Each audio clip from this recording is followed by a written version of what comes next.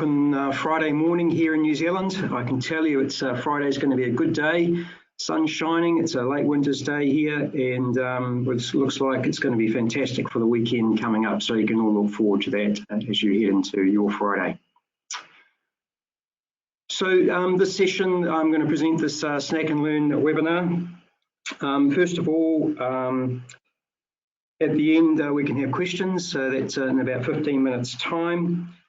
You've got a panel on your screen there where you can type in your questions into the box there, and then there's a handout relating to this webinar available to you as well. That's the formalities, and obviously you can keep your microphones on mute and that as well. That'd be fantastic. So this is a Snack and Learn webinar on developing asset management plans, the New Zealand experience.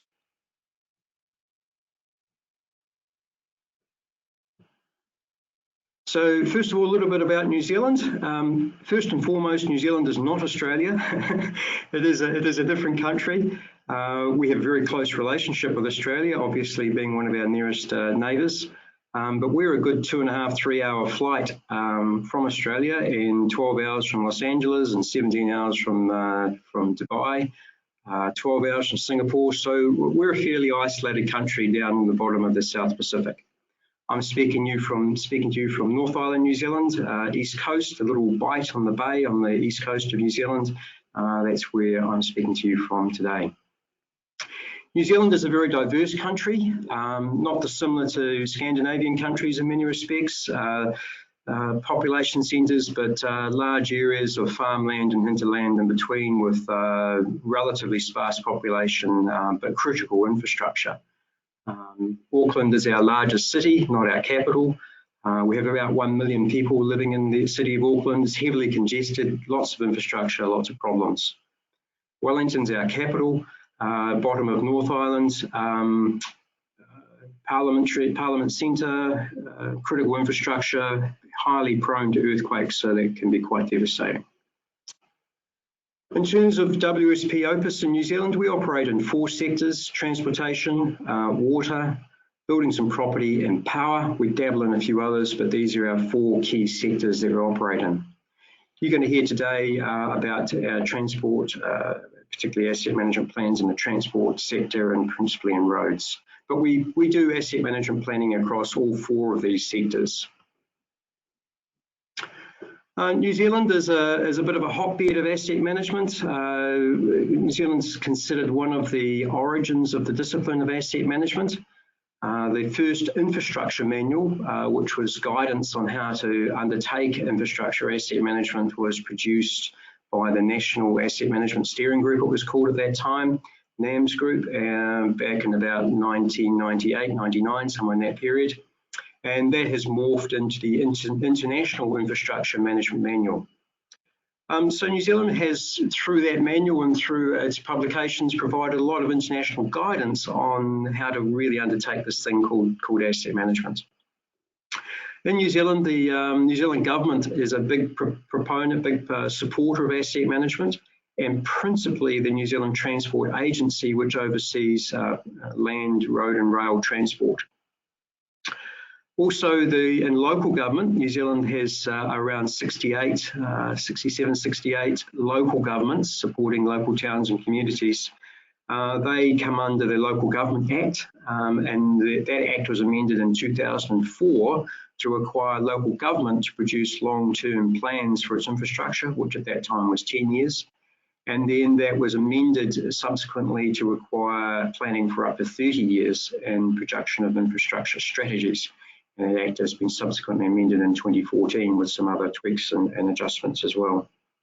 Other government agencies are recently been going through investor confidence rating assessments, really to assess their financial and infrastructure management capabilities and performance. So that's within that is actually quite a bit of asset management related to IIMM and also ISO 55000. All this is overseen by Audit New Zealand, the government's arm, or auditing arm, which oversees and reviews the performance of government agencies and local government. and they have a very strong asset management focus in the way they undertake their audits. We have a small regulated sector for power, principally, which is in its second period or second financial period, and asset management is starting to have a big impact on the way that they do their planning and seek their investment monies to support their pricing structures. We also have asset management activity in the private sector, less active, but through our large industrial facilities, our refining facilities and our dairy facilities, they are becoming more active in the asset management arena as well. So in New Zealand, particularly in local government, we have an act which requires infrastructure planning to be undertaken. It requires a long-term plan. That long-term plan has gone from 10 to 20 to potentially up to 30 years now. It requires under law for community outcomes to be understood and consulted. It requires an infrastructure strategy which focuses purely on the assets, whereas the other parts of the plan focus these days more on community outcomes. And then that must be published and available for public consultation. And it's those published documents which the Auditor General and the Office of the Auditor General are interested in when they do their reviews. And we learn a lot, have developed a lot through that process, continuous improvement process. New Zealand is a fairly organised country. We have a number of industry bodies which support asset management and asset management plans. First and foremost amongst those is the NAMS group, which was the group that formed to produce the International Infrastructure Management Manual. We have other groups such as IDS, the Infrastructure Decision Support Group, which is promotion of tools to support long-term planning. And we have the Road Infrastructure Management Systems Group, which is about a lot of other aspects of road management, journey, customer, and tools and systems around that as well. And then Water New Zealand is a big supporter of asset management.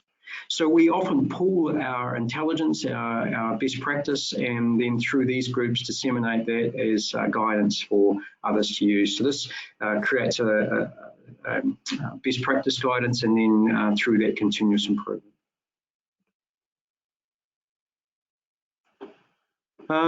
Asset management plans predate ISO 55000 by quite some way. So we've developed much of our own ways of doing asset management plans, but they are consistent with ISO 55000. The recent round of asset management plans for transport have changed the aspirations of those somewhat. Because of our legacy asset management plans, our long approach to them, we used to be heavily focused on the infrastructure and less focused on the outcomes for the customer and the community. So with recent legislative change and a new government and a real, I suppose, change in the way that we wish to undertake and connect with our communities, there's been a bit of a change in the way that we undertake our asset management plans. First of all, we've changed them to be called activity management plans, a subtle name change, but quite significant in that we are looking at the impact of the infrastructure and looking at community and the stakeholder expectations and trying to align those with the way we provide the outcomes from particularly our transport network.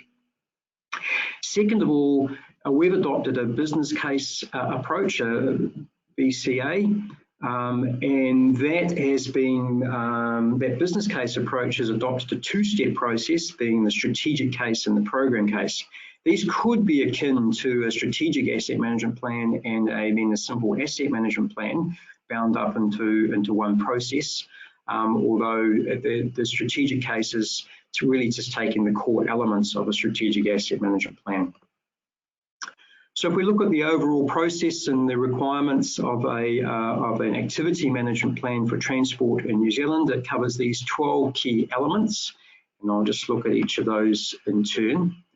In the strategic case, this is where we were required and did engage with key stakeholders, being our elected members, councillors, community boards, key transport infrastructure users. In our case, those are the primary industry sector, forestry, dairy, and other key community engagers such as iwi, the indigenous population here in New Zealand. From that, we then needed to define the current state, and that's the current state of the services in a word picture, I suppose. And then we went through a problems and benefit statement process using investment logic mapping. Relatively simple process, but from that, we agreed at a regional level what the problems were in relation to, or are in relation to, the infrastructure, particularly the road transport infrastructure, what the key issues are that are affecting the community, and the way that the infrastructure was delivering services to key stakeholders, road users, and community alike. And from that, we identified the benefits that could be achieved from, I suppose, tackling those problems. And therefore, and then the rest of the plan was then about how we move from the current problems we've got to solving those problems and realising the benefits that were available. And so what I've taken here is an example from one of the communities we worked with here in New Zealand. And then we linked that to the ONRC, the One Network Road Classification, and which is a unique feature of New Zealand. We have one road classification system which included within that customer outcomes. And then we moved on to once the strategic case was complete, then we moved on to the program case, which is more akin to a traditional asset management plan, where we then linked what we were doing to the strategic case. We tested the levels of service that we were wanting to implement relative to the strategic case. We then compiled and tested evidence against that, and then did a gap analysis between what we're currently delivering and what the expectations were. We then developed options to see about how we were going to close that gap. We then tested those, and from that we selected a preferred case and then identified improvement actions along the way. So this was undertaken by 68 councils with support from consultants such as WSP Opus and others. And we participated in, I think, about 8 of the 68 across New Zealand. Most of these were done in-house by various councils and authorities themselves. So in summary, asset management thinking is well embedded in the New Zealand psyche and the way we think, particularly in the public sector. Lifecycle costing, the core of asset management, is very well understood. We've been doing it for more than 20 years. Asset management plans, though, are developing. We went through a stagnant period there for a while, and we've now reinvigorated it by adopting this business case approach and adopting the activity management plan focus. And so we've struggled a bit, but we've certainly come back to life in the last 2 years. And this strategic case is a particular attempt to try and get wider engagement through the activity management plan process. So with that, thank you very much. Thank you for your time, and I'll open it up to questions. Thank you very much for a very informative session, Wayne. I just want to remind everybody that they can download a copy of your presentation from the handout box. We have a first question in the system. Has WSP performed any asset management projects for ports? What is the key difference between port asset management and road highway asset management? I cannot answer that definitively. I'd like to be able to say yes, but I'm going maybe. Ports of Littleton, Christchurch, South Island, we are a big supporter of them, and it's highly likely that we have undertaken an asset management plan for them, but I can't say definitively. In terms of the differences, the issues, the BCA approach there would be highly relevant to a port, to any type of infrastructure. So the differences are going to be around, I suppose, the outcomes that the organisation is going to be looking for. It's going to be far more commercial, I suppose, in the outcomes it's looking to get. It's going to be possibly shorter term focus than we would be here in the public sector because of that commercial return element. but that will depend on the mission and objectives of the organisation and how it sees itself in the community as well. So there will be strong similarities, but I suppose the outcomes could potentially be different given the nature of the infrastructure and the outcomes that that owner or the stakeholders in that infrastructure will be looking for. But otherwise, the steps should be essentially the same, in my opinion. Very good. Next question. Historically, ISO certificates have been applied to a whole company, but there seems to be a change of thinking with ISO 55000. What are your thoughts of applying ISO 55000 as an umbrella across an entire company versus assets specific to a council's assets, etc.? Good question.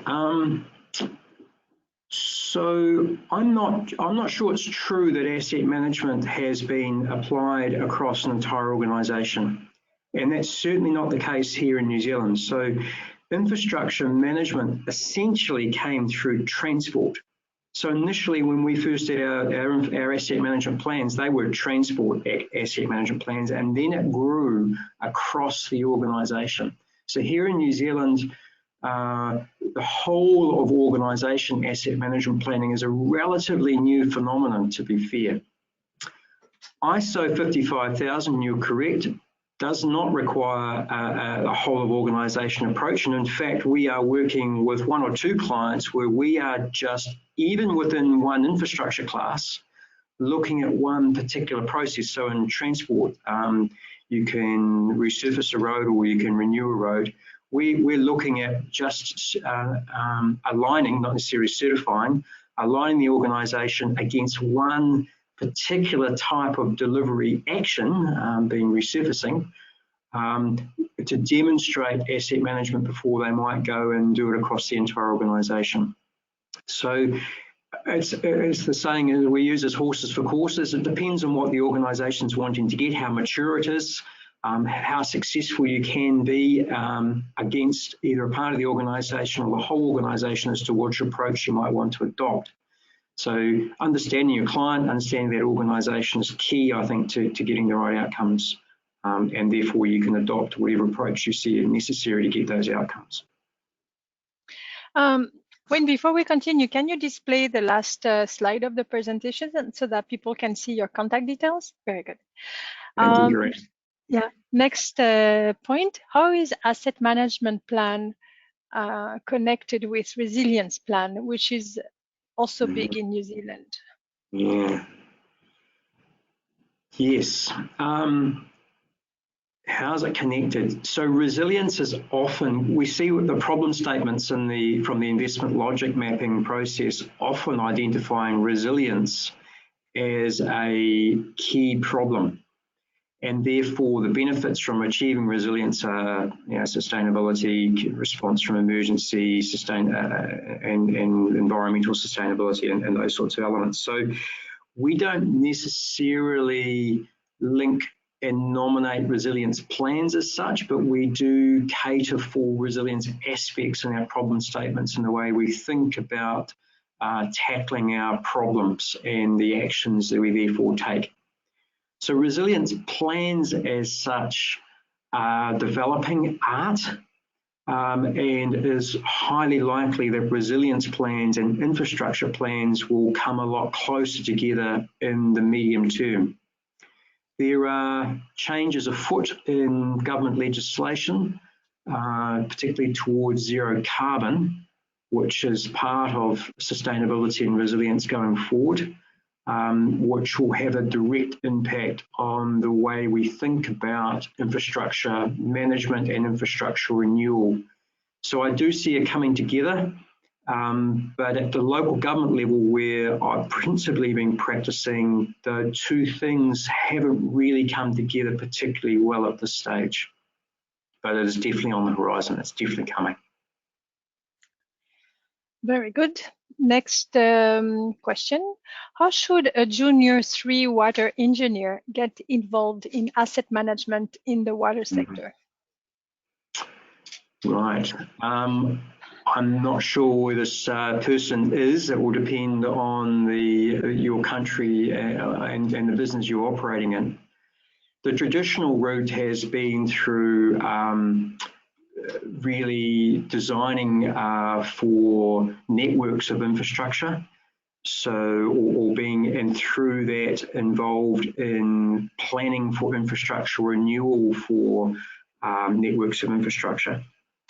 I can only give my own history where I came in as a graduate and got involved in the design of reticulation networks, and then through that water network modelling and stormwater and drink and potable water and wastewater pump design, and then progressed through to the overall management of those infrastructures.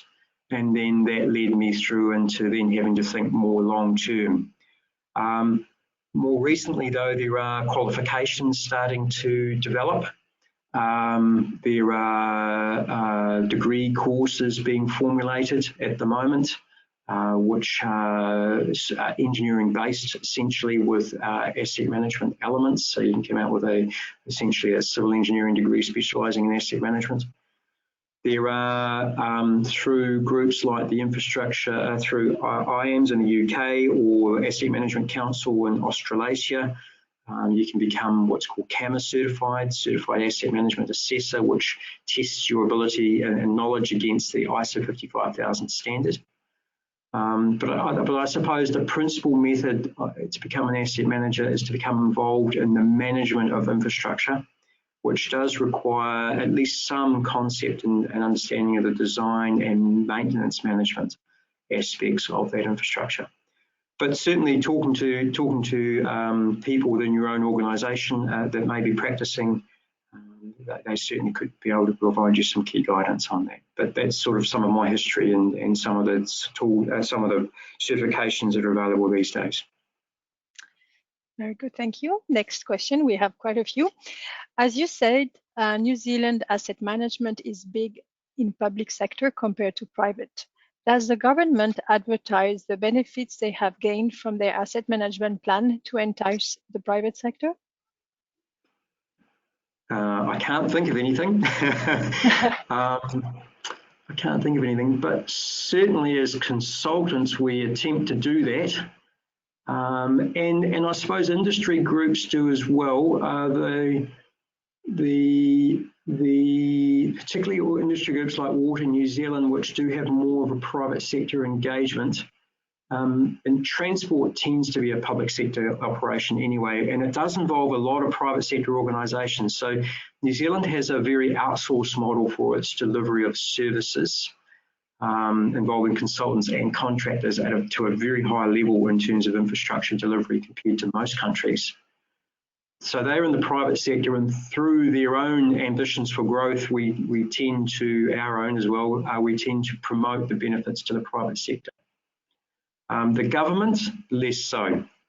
But I think through its own actions and that it probably does, but there's no clear evidence of that happening that I'm aware of.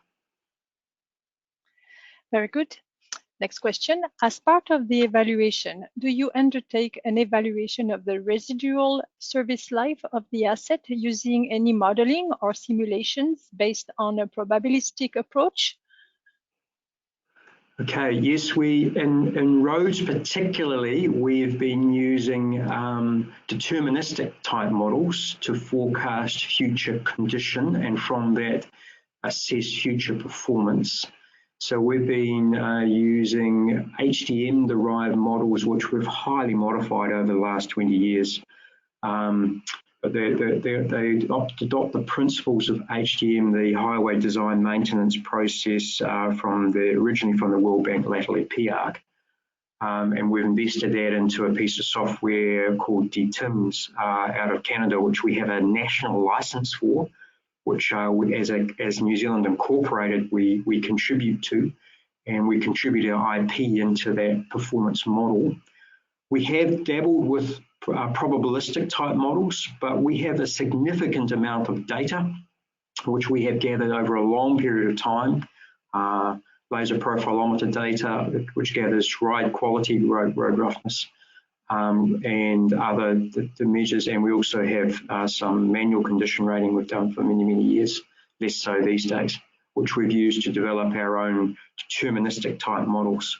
So less so probabilistic, but certainly modelling has played a significant part in forecasting for beyond 3 years into that initially 10, then 20, and now 30-year horizon. Very good. Next question.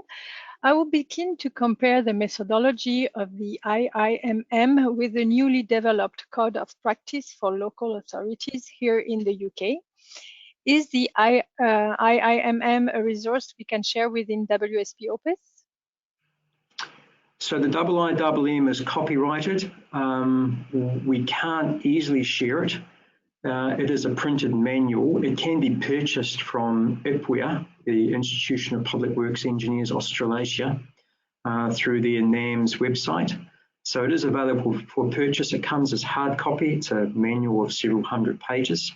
So it is available under copyright. Unfortunately, I cannot share it, but obviously you can be talking to lots of people in Australia, New Zealand and around the world that have knowledge of that manual to gain a fair insight if you want to contact me directly.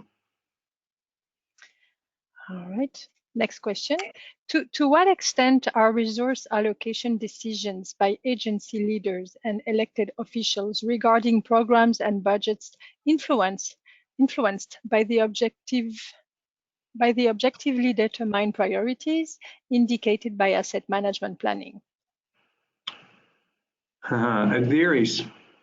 And a well-organised, well-oiled organisation, council, they take a strong lead from what their asset management plans and essentially their asset management engineers and practitioners are telling them. You will always get elected members and councillors and council organisations, particularly we have 68. So of those here in New Zealand, maybe a half to 3/4 will be clearly led by their asset management advisors, but there will always be a fraction which think they know best and will tend to do their own thing. This is where the auditor starts to have a big role. We have had instances in New Zealand where councils have been removed by the local government minister under legislation, essentially because they were seen not to be following the guidance and requirements for their infrastructure. But you will always get a small rogue element in an elected democratic society that will do its own thing. But most organisations do follow through on the processes. There's always debates. There is always debates about affordability, particularly, and whether this generation should be paying or what the past generation paid and all those sorts of things that will always and continue to be debated around asset management and the outcomes of asset management planning. Very good. We'll take a last question. We reached the time, but let's address it. The maintenance management plans have been a bit of a thorn in the NOCs for the last couple of years. Do you think we are finally nailing it and giving NZTA what they want? This is a very New Zealand specific question.